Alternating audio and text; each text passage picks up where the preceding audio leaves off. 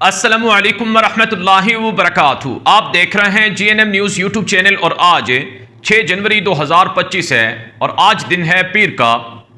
नाज़रीन किराम, गज़ा की लड़ाई इसराइल के गले पड़ चुकी है।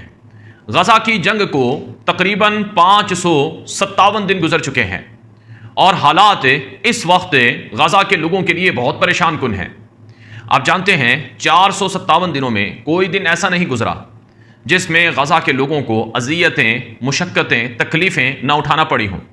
एक दिन भी पिछले 1.5 साल में सुकून का नहीं गुजरा है गज़ा के लोगों के लिए।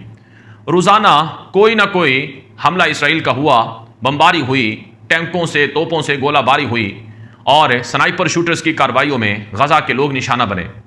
सिर्फ पिछले 24 घंटों में मज़ीद 60 लोग गज़ा के अपनी जानें गिनवा बैठे हैं इसराइली हमलों में। और इसके साथ साथ इसराइल की इस साल की पहले 5 दिनों की कार्रवाइयों में जो गज़ा के लोग इस दुनिया से गए हैं या ज़ख्मी हुए हैं उनकी तादाद 1000 से भी ज़ायद है। तो ज़ाहिरन देखा जाए तो इसराइल अपने आप को गज़ा में कामयाब बता रहा है और वो ये कह रहा है कि हम तो कामयाब हो चुके हैं और हमने गज़ा को तहस नहस कर दिया है।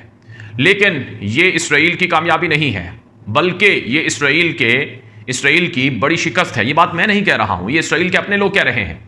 इसराइल के अंदर इसराइली शहरी एहतजाज कर रहे हैं कि गज़ा की जंग को बंद किया जाए।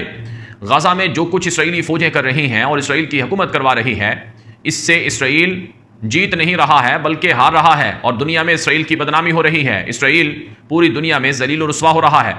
इसराइल के अपोजिशन लीडर यायर लपेड, जो कि साबिक़ इसराइली वज़ीर आज़म भी रह चुका है, उसने कहा है कि गज़ा की जंग ये फ़लस्तीनियों के लिए फ़ायदेमंद है। उसने कहा कि इसराइली फ़ौजी दुनिया भर में नहीं जा सकते हैं। इसराइली फ़ौजी दुनिया भर में अपने आप को छुपाते फिर रहे हैं और वहाँ से फ़रार हो रहे हैं। ये बहुत बड़ी नाकामी है इसराइल की मौजूदा नेतन्याहू की हुकूमत की। इसराइली अपोजिशन लीडर ने कहा जो सूरत हाल इस वक्त इसराइल की है, इससे तो फ़लस्तीनी ज़्यादा अच्छे हैं इसराइलियों की बनिस्बत, और हमारे फ़ौजी दुनिया भर में सफ़र करने से अब डर रहे हैं कि कहीं उन्हें पकड़ ना लिया जाए। ये सूरत हाल इसराइल की हो चुकी है। ये इसराइल के साबिक़ वज़ीर आज़म का एतराफ़ है और मौजूदा इसराइली अपोजिशन का बयान है।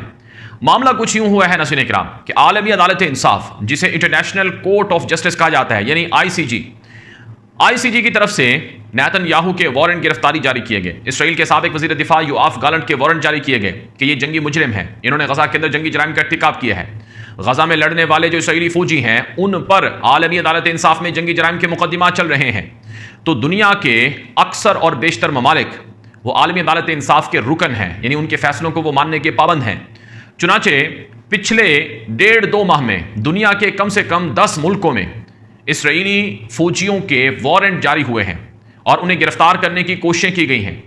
तो बताया जा रहा है कि इसराइली फ़ौजी खौफ में मुब्तला हो चुके हैं और इसराइल के अंदर आवाज़ें उठ रही हैं कि अगर हमारे फ़ौजियों के साथ यही सलूक होता रहा तो आज के बाद फिर इसराइली फ़ौज में कोई नहीं जाएगा, क्योंकि उसे पता है कि जब वो इसराइली फ़ौज में जाएगा तो फिर उस पर बाहर के दरवाजे बंद हो जाएंगे और वो बाहर सफ़र नहीं कर सकेगा।